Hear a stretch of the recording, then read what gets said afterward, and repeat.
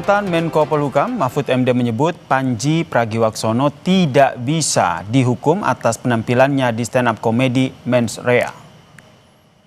Mahfud menilai materi stand-up komedi berjudul Mens Rea milik komika Panji Pragiwaksono tidak bisa dipidana seiring dengan berlakunya Kitab Undang-Undang Hukum Pidana yang baru.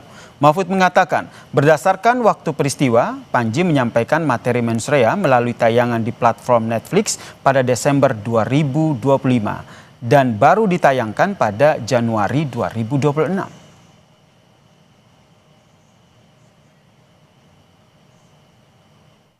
Panji Pragiwaksono ini tidak bisa dihukum. Tidak bisa dihukum. Tidak kan? bisa dihukum. Karena ketentuan ini dimuat di dalam KUHP baru yang berlaku sejak tanggal 2. Oh, karena waktunya Dia belum mengatakan berlaku. bulan Desember. Iya. Meskipun baru tayang sekarang lah ya, hari-hari ini gitu ya. Iya, tapi kan peristiwa pertamanya dia bilang kapan? Kalau ditayang besok tahun depan lagi, ya tetap peristiwanya itu akan dihitung kapan dia mengatakan itu. Kalau Panji tenang, Anda tidak akan dihukum. Tidak akan dihukum Mas Panji, tenang. Nanti saya yang bela. Sementara itu, Saudara, Muhammadiyah dan NU sama-sama membantah telah melaporkan komika Panji Pragiwaksono ke polisi terkait penampilan stand-up komedi Mens Rea. Pengurus Besar Nahdlatul Ulama menegaskan laporan Angkatan Muda NU ke Polda Metro Jaya terhadap komedian tidak mengatasnamakan PBNU.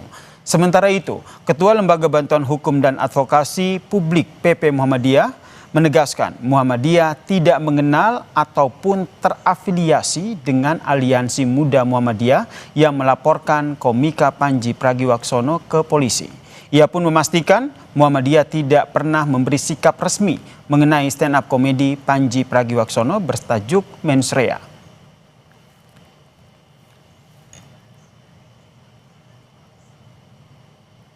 Sono, seorang stand up komedi yang kemarin viral dengan Mens Rea-nya dilaporkan ke polisi.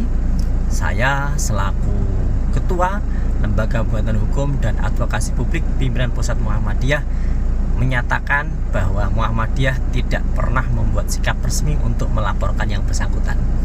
Jadi Muhammadiyah itu menerima kritik. Kalau itu memang benar kami jadikan alasan membangun, kalau tidak benar akan kami sampaikan klarifikasi. Jadi saya yang membidangi hukum di Persyarikatan Muhammadiyah menyatakan tidak pernah ada laporan polisi dari Muhammadiyah. Kalau di pemberitaan menyatakan dari Aliansi Muda Muhammadiyah, Muhammadiyah tidak mengenal organisasi itu. Dalam keterangan tertulis kepada Kompas TV, Ketua PBNU Ulil Absar Abdallah menegaskan laporan yang disampaikan oleh Rizky Abdul Rahman Wahid mewakili Angkatan Muda NU terhadap Panji ke polisi tidak mewakili sikap Nahdlatul Ulama. Ulil menyebut komunitas NU itu suka humor, jadi agak aneh kalau ada orang sedang mau humor dilaporkan ke aparat hukum. Santai saja menanggapi humor. Kita ini umatnya Gus Dur yang suka humor. Selamat malam atasan Presiden Republik Indonesia. Let's go. Apapun yang gua katakan, orang nggak bisa marah. Kan menurut keyakinan saya. Materi isi pertunjukan stand-up komedi Mens Rea Panji Pragiwaksono berujung laporan polisi. Komika Panji Pragiwaksono dilaporkan 2 organisasi kemasyarakatan ke Polda Metro Jaya pada 7 Januari lalu. Pelapor mengatasnamakan Angkatan Muda Nahdlatul Ulama dan Aliansi Muda Muhammadiyah. Pelapor menyebut pernyataan Panji dalam show bertitel Mens Rea telah menimbulkan fitnah dan kegaduhan di ruang publik. Sahabat saudara Panji menyampaikan bahwa politik balas budi yang diberikan oleh NU dan Muhammadiyah dalam bentuk tambang. Nah, itu tentu sangat mencederai buat kita semua bahwa itu tidak terbukti secara fakta ketika NU dalam hal ini mendapatkan tambang atas jasa daripada ikut terlibat dalam politik praktis itu tadi atau pemilu sebelumnya. Laporan ini mendapat kritik dari komika dan sineas Ari Kriting yang menilai laporan soal isi materi Panji tak perlu dilakukan. Ari menyebut pernyataan Panji hanya sebuah gagasan yang disampaikan dalam pertunjukan. Ketersinggungan kita itu tidak selalu valid untuk menjadi sebuah landasan hukum untuk memperkarakan sesuatu gitu. Kontennya itu judulnya mens rea karena membahas kira-kira dalam hukum itu kebebasan berbicara itu sejauh mana. Dan menurut saya sih ini juga bagian dari ujian bahwa apakah statement dan hipotesanya Bang Panji itu benar adanya gitu. Menurutku nggak perlu lah, ini cuma gagasan, ini cuma sebuah komedi, sebuah pertunjukan, nggak perlu lah sampai sejauh itu menurutku ya. Dan ini sudah bisa menjadi presiden buruk sebenarnya malahan gitu, kayak kita setiap ada karya seni, setiap ada kritik kepada pemerintah, arahnya malah selalu ditempuh oleh jalur hukum.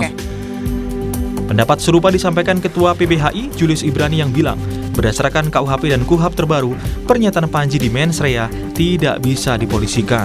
Julius menilai, kritik harus tetap dibangun sebagai budaya berdemokrasi. Ada KUHAP dan KUHP yang baru, batasnya justru jelas di situ bahwa defamasi itu menyangkut personal bukan organisasional. Itu sudah salah. Artinya memang tidak perlu direspon oleh kepolisian. Yang perlu adalah justru membangun wacana kritik kepada anak-anak muda, bukan hanya di tengah NU, Muhammadiyah, lembaga apapun itu, agar kita terbiasa dengan berdemokrasi dan tahu konteks dari demokrasi itu adalah salah satunya melucu dan berkomedi tentang situasi negeri dan tidak membawa ini pada ranah kriminal atau pidana. Stand up comedy show Mens Rea Panji Pragiwaksono menjadi viral di media sosial dan menjadi sorotan usai tayang di platform tontonan berbayar Netflix. Dalam penampilannya, Panji membahas soal peristiwa politik hingga kondisi demokrasi. Tim Liputan Kompas TV.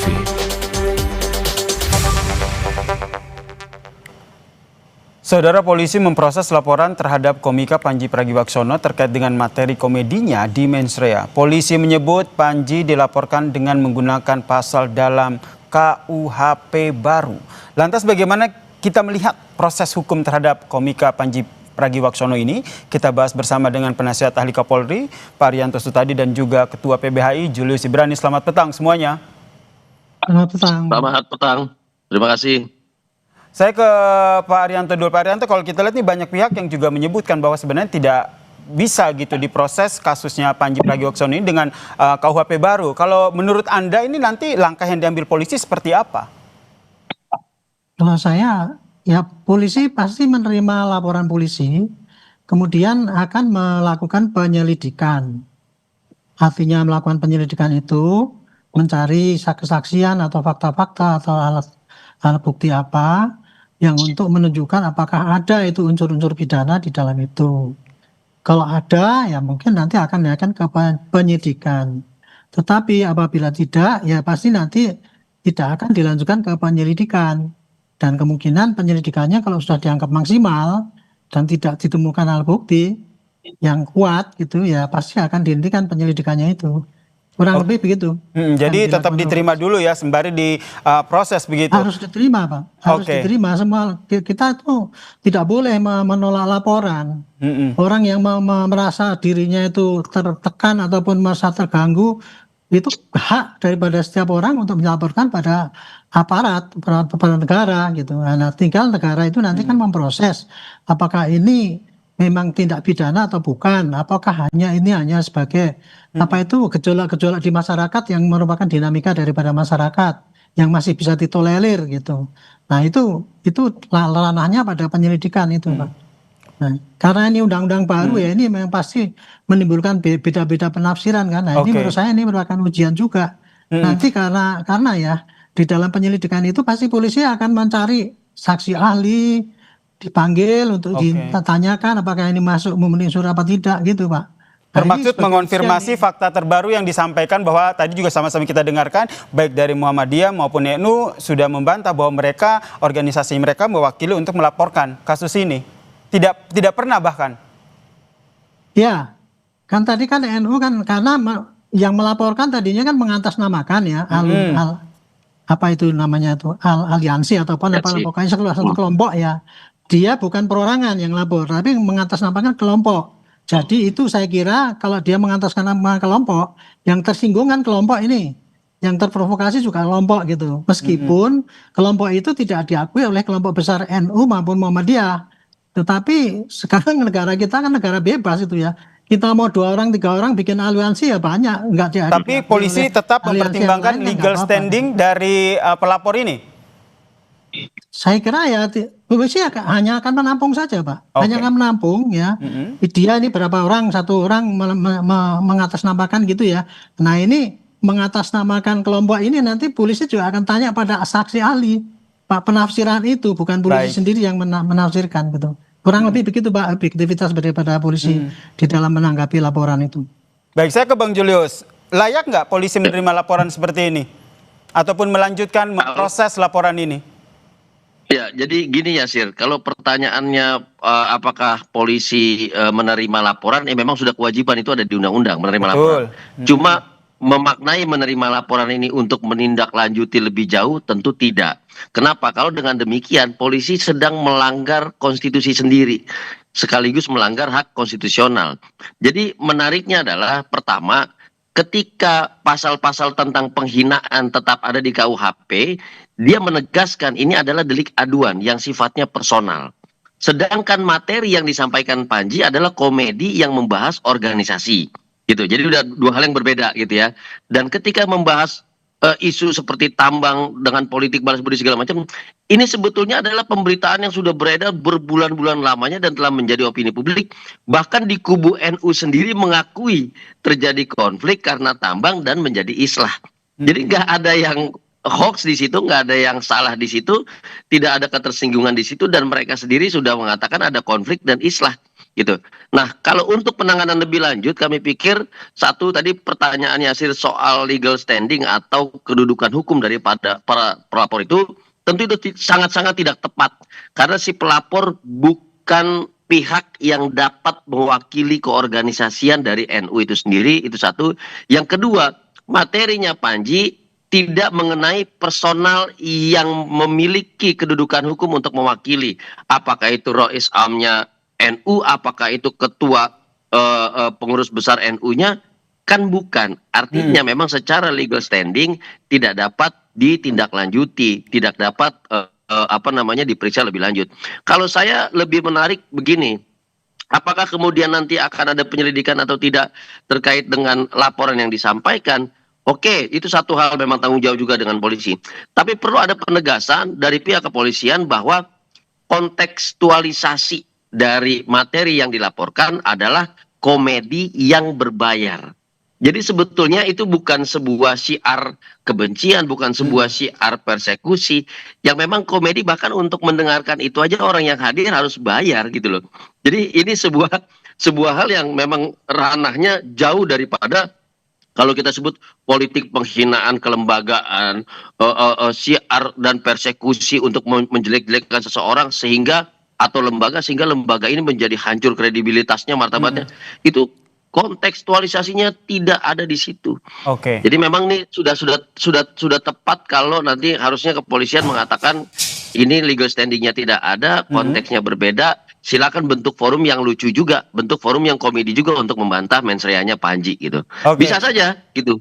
Bisa, oke. Saya ke Pak Arianto. Pak Arianto, kalau kita lihat mendengar penjelasan dari Bang Julius tadi, ini apakah penyidik perlu begitu membedakan mana yang akhirnya betul komedi, kemudian mana yang bentuk kritik, sehingga betul, apalagi kita kaitkan dengan kritik dan juga penghinaan, apalagi kita kaitkan dengan KUHP baru yang sudah diterapkan ini? Tugas penyidik itu tidak akan sampai kepada ini membedakan apakah ini komedi atau bukan. Tapi tugas penyidik itu adalah merekam apa perbuatan yang dilaporkan oleh pelapor itu sehingga dia merasa tersinggung ataupun terhina ataupun apa itu. Jadi semua perbuatan yang dilaporkan itu pasti nanti akan direkam itu, Pak. Misalkan rekamannya apa saja itu. Kemudian dari bukti-bukti yang ada itu, polisi pasti akan tanyakan pada para ahli, Pak. Nah ini Pak, buktinya seperti ini, kayak gini. Apakah ini termasuk di dalam ini apa enggak? Apakah ini masuk legal standing apa tidak? Intinya polisi tidak bisa memutuskan sendiri, Pak, dalam hal ini. Bahwa polisi itu, ini kurang, tidak ada legal standingnya, kemudian buktinya tidak ada unsur pidana. Itu bukan polisinya menentukan, Pak, tapi saksi ahli karena sekarang ini yang dipakai di pembuktian di pengadilan sana tidak cukup hanya keterangan saksi saja. Padahal kalau polisi kan transaksi itu kan dari orang yang lapor direkam gitu. Tetapi kalau para ahli kan para ahli yang dipanggil keterangan ahli gitu. Itu jadi alat bukti yang nyata, keterangan ahli, saksi, petunjuk itu semua nanti akan diramu, akan diputuskan di dalam satu gelar apakah ini masuk di dalam pidana apa tidak. Kalau ada berarti langsung sidik, kalau tidak berarti hanya lidik saja gitu. Oke, kalau dari Bang Julius sendiri melihatnya seperti apa? Ahli-ahli yang nantinya akan dimintai keterangan oleh polisi ini harus seperti apa sehingga bisa benar-benar mendudukan perkara, membedakan antara konten komedi dengan penghinaan? Jadi begini, jadi dalam konsep penyelidikan itu sebelum dia menentukan apakah ini peristiwa pidana atau tidak, tentukan dia menentukan materinya. Menentukan materinya itu peristiwanya. Yang artinya dia harus lihat ini peristiwa konteksnya apa. Saya kasih contoh peristiwa Laras lah, Laras Faisati gitu ya. Laras kemudian disangkakan sekarang didakwa terkait dengan apa sih syiar untuk melakukan persekusi, penghasutan dan segala macam. Sama-sama dia melihat itu kontekstualisasinya ketika sedang ada demo. Laras menyatakan demikian meskipun tidak ada relasi kuasa untuk menyatakan Laras memberikan komando. Nah dalam hal ini kita mau bilang konteks itu adalah bahan untuk menentukan peristiwa ini peristiwa pidana atau bukan. Dalam konsep hak asasi manusia juga dikatakan bahwa ada paling enggak ada 2 koridor nih. Ini yang memang siar biasa, yang mana hateful speech ya atau siar kebencian, yang mana hate crime. Ketika dia menyentuh pada titik hate crime, disitulah masuk yang kita sebut sebagai peristiwa pidana. Makanya memaknai mens rea-nya Panji itu tidak bisa kita lepaskan dari konsep kebebasan berekspresi, tidak bisa kita lepaskan dari konsep tadi kontekstualisasi. Dia mana nih siar biasa, siar kebencian hateful crime, atau siar hateful speech biasa. Gitu. Nah ini yang menjadi bahan. Kalaupun ini akan dipanggil ahli, tentu tidak bisa dilepaskan dari ahli yang paham tentang kebebasan berekspresi, ahli yang paham tentang ekspresi dalam bentuk komedi sebagai bagian dari demokrasi. Kalau kita pakai kacamata kuda, ya tentu bahaya. Nah, disinilah fungsinya ahli untuk memperkaya kontekstualisasi tadi untuk mendefinisikan peristiwanya pidana atau bukan, begitu. Baik, kita nantikan ya bagaimana proses hukum ini masih terus berlanjut di Polda Metro Jaya. Terima kasih penasihat ahli Kapolri Parianto Sutadi dan juga Ketua PBHI Julius Ibrani telah berbagi perspektifnya terkait dengan kasus ini di Kompas.